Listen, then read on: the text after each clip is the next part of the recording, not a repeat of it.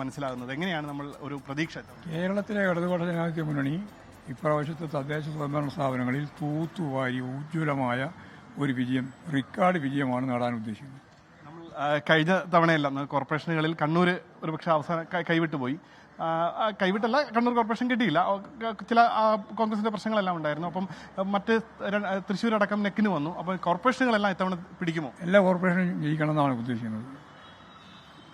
തിരുവനന്തപുരം കോർപ്പറേഷന്റെ സ്വാധീനം വർദ്ധിപ്പിക്കുക, കൊല്ലത്തും അതുപോലെ തന്നെ. നെക്കിനെന്ന് പറയുന്ന തൃശ്ശൂരിന്റെ സ്ഥിതി ഭൂരിപക്ഷം നല്ല ഭൂരിപക്ഷത്തിലേക്ക് ജയിക്കുക.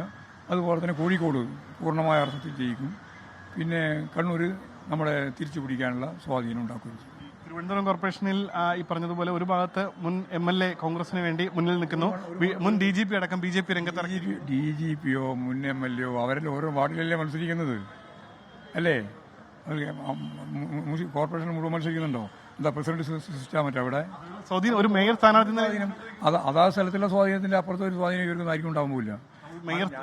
ഞങ്ങൾ ജനകീയ നേതാക്കന്മാരെയാണ് സ്ഥാനാർത്ഥികളായി നിർത്തുന്നത്. DGP ഒന്നുമല്ല. ജനകീയമായിട്ട് നാട്ടിൽ നല്ല ബന്ധമുള്ള സ്ഥാനാർത്ഥികളെ ഇന്ന് പ്രഖ്യാപിക്കും. വലിയ രീതിയിൽ ഞങ്ങളിവിടെ ഈ തിരുവനന്തപുരത്ത് ജയിക്കുകയും ചെയ്യും. മേയർ സ്ഥാനാർത്ഥിയായിട്ടൊക്കെ മുന്നോട്ട് വയ്ക്കാൻ ആരെങ്കിലും മനസ്സിലുണ്ടോ? അങ്ങനെ ഇഷ്ടം പോലെ ആളുണ്ട്, ഒന്നും രണ്ടും ഒന്നുമല്ല. പൂർണ്ണ ആത്മവിശ്വാസം. ഒരുപാട് സംശയം എന്താ ഉള്ളത്? പൂർണ്ണ ആത്മവിശ്വാസത്തിലാണ് തിരുവനന്തപുരം കോർപ്പറേഷനെ സംബന്ധിച്ചിടത്തോളം. വ്യക്തമാണ്. എന്തായാലും CPM പൂർണ്ണ ആത്മവിശ്വാസത്തിലാണ്. LDF മികച്ച വിജയം നേടുമെന്നുള്ള പ്രതീക്ഷയാണ് ഇപ്പോൾ MV ഗോവിന്ദൻ 24 പങ്കുവച്ചത്.